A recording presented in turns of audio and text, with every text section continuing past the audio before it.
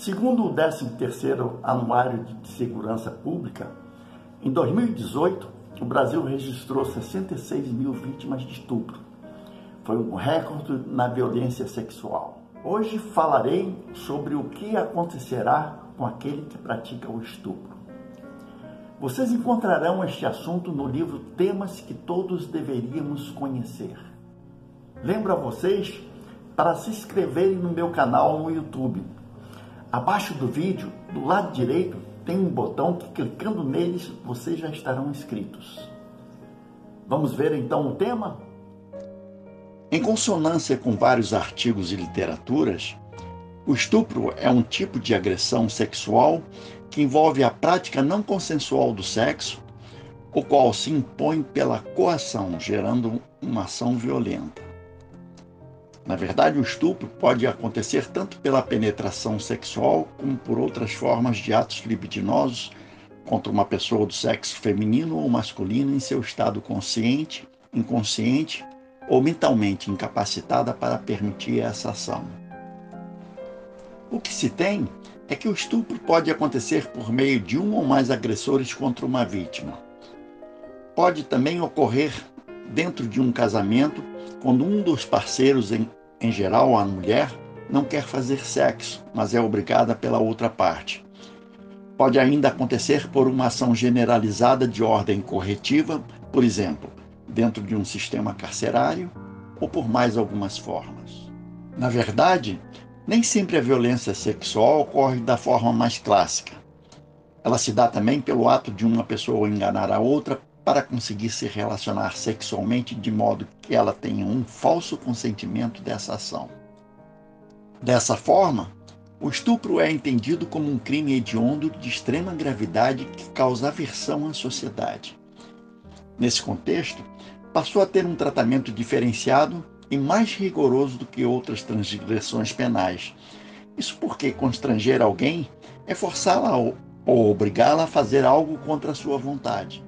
Indubitavelmente, a ausência de consentimento para uma conjunção carnal torna-se ponto central para que seja visível a violência sexual. Naturalmente, é importante ressaltar que o consentimento para a ocorrência de uma relação sexual deve ser sempre expresso por uma manifestação positiva e consciente, e seja realizada sem nenhuma opressão. Diante desse cenário, a Lei 12.015 de 2009 transformou o estupro em crime comum, em que o sujeito ativo pode ser qualquer pessoa, seja homem contra mulher ou vice-versa. Efetivamente, todo esse processo leva em conta que a violência é o emprego da força física capaz de dificultar ou impossibilitar a real ou suposta capacidade de resistência da vítima, resultando na ação sexual ou provocar lesão corporal. Muitas vezes, antes dessa impetuosidade, há uma grande ameaça denominada de violência moral, produzida pela promessa da prática de um mal a alguém que tem a capacidade da perturbação da liberdade psíquica e a tranquilidade da vítima. Certamente, também é vista como violência sexual o ato libidinoso caracterizado pela prática que tem a conotação sexual, tais como a masturbação ou toques íntimos não consentidos, entre outros conteúdos.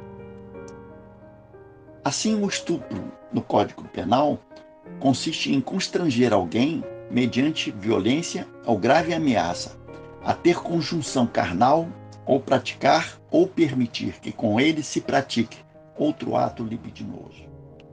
Existem outros tipos de violações sexuais abusivas, mas é importante se falar do estupro de vulnerável, que considera crimes envolvendo vítimas menores de 14 anos ou pessoas com deficiência mental. Outras que em uma situação momentânea estejam em plena incapacidade de reagir. E ainda mulheres e, em menor número, homens que estejam embriagados ou sob o uso de drogas, ou quando a vítima está dormindo profundamente ou desacordada. O que se tem de verdade é que o estupro pode ser praticado por qualquer um, sejam por pessoas conhecidas ou por desconhecidos, cônjuges ou namorados. Nessa lista, pode haver casos em que essas ações possam ser cometidas por parentes, amigos ou vizinhos e até colegas de trabalho. Indiscutivelmente, a violência sexual contra meninas e mulheres constitui uma das formas mais graves de violação aos direitos humanos que terá uma resposta pela lei de causa e efeito. Sem dúvida, é uma ação atentatória à liberdade sexual do próximo, representando um dos atos mais desprezíveis que uma pessoa pode cometer ao invadir a honra e a moral do outro ser humano. De fato, aqueles que sofrem a agressão de um estupro passam a ser vítimas também de um possível trauma. A pessoa nesse estado começa a reagir por meio do estresse, tendo sua forma de pensar despersonalizada, uma vez que acessa com frequência momentos do abuso sofrido pela lembrança daquela ação. Em quadros como esse, é comum que a pessoa tenha pesadelos, bem como passe a evitar lugares que lembrem o que aconteceu, aumentando a sua ansiedade e vigilância com relação às atividades de sua vida. Também é comum, posteriormente, num segundo momento, a pessoa apresentar algum transtorno ligado ao estupro. Além disso, a pessoa agredida por essa ação hedionda pode ser vítima de doenças sexualmente transmissíveis ou ainda gerar uma gravidez não desejada. Todas essas consequências podem durar vários meses, acarretando sequelas de comportamento que podem se estender por um bom tempo ou até ficarem para toda a sua vida. Analisando a questão do estupro, passa-se a ter um entendimento de que as pessoas que praticam tal ação são possuidoras de alguns desequilíbrios mentais, emocionais ou comportamentais, que muitas vezes são adquiridos nessa existência ou advêm de desajustes em vida pregressa. Ao praticarem essas ações delituosas do estupro, que é um crime hediondo e que pode inclusive levar a vítima à morte, o indivíduo se torna responsável por uma ação que terá que resgatar em outra vida. Possivelmente, voltará acometido por várias sequelas dos atos que praticou, como, por exemplo, podemos citar traumas parecidos com aqueles que fez outras pessoas passarem, ou ainda ter que lidar com um sentimento de solidão inexplicável, ou de ansiedade, ou de excesso de timidez, entre outros transtornos, que facultarão o seu resgate pelas suas ações no passado. Pode parecer a muitos que o resgate do estuprador seria o de ser vítima de estupro em vida posterior.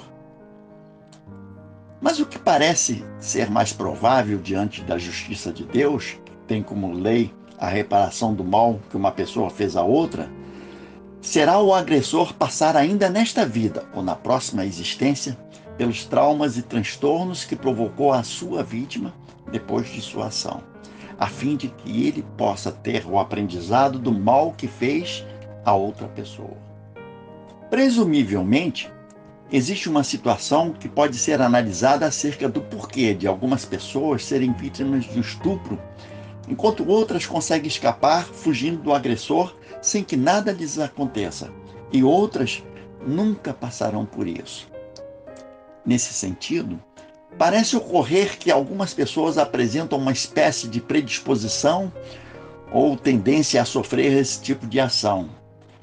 É possível que, nesses casos, sem que haja uma predeterminação espiritual, essas pessoas tenham se envolvido em vidas passadas com esse tipo de ação na posição de agressoras, podendo ter uma sintonia negativa com relação ao que fizeram no passado e assim ficarem com uma predisposição a serem vítimas de pessoas que vibram nesta mesma sintonia.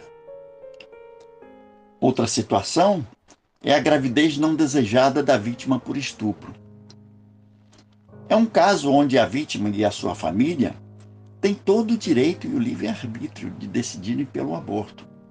Porém, há consequências sobre essa ação, onde a futura mãe, assim como a sua família, pode buscar esse caminho como forma de defender a sua honra perante a gravidez indesejada, fruto de um ato de violência forçado por um desconhecido, e tem toda a razão. Mas, por outro lado, a criança que vai reencarnar não tem culpa da causa de como está sendo gerada, e possivelmente aguardará a oportunidade de nascer. É uma situação difícil, onde as leis da sociedade podem consentir com que a mulher opte pelo aborto, mas que naturalmente terá que reparar de alguma forma essa ação em outro momento, uma vez que as leis terrenas, nesta etapa evolutiva, ainda não são iguais às leis universais de Deus. Certa vez, assistimos a uma palestra onde o palestrante espírita Divaldo Pereira Franco falava sobre o aborto em casos de estupro. Suas colocações foram muito interessantes. Disse que na sua experiência com a doutrina espírita, ele se deparou com alguns casos de estupro que resultaram em gravidez, aconselhando as pessoas a levarem a gestação adiante. Explicava a elas que, se não quisesse a criança, que poderia trazê-la à mansão do caminho, onde ele daria à criança o abrigo e o alimento de que ela necessita e a que tem direito. Disse Divaldo que por diversas vezes elas prometiam que iriam levá-las após o nascimento, mas percebia que à medida que os meses se passavam, ocorria envolvimento afetivo com a criança, o quadro se transformava. E quando a criança nascia, suas mães resolviam por assumir-lhes a maternidade. Continuou Divaldo dizendo não querer ser fatalista e recorrer à reencarnação para explicar tudo.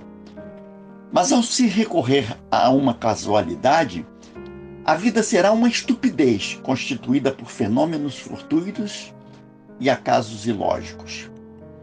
Daí, o entendimento de que o ser que nasce nesse contexto possui algo de muito grave para ressarcir.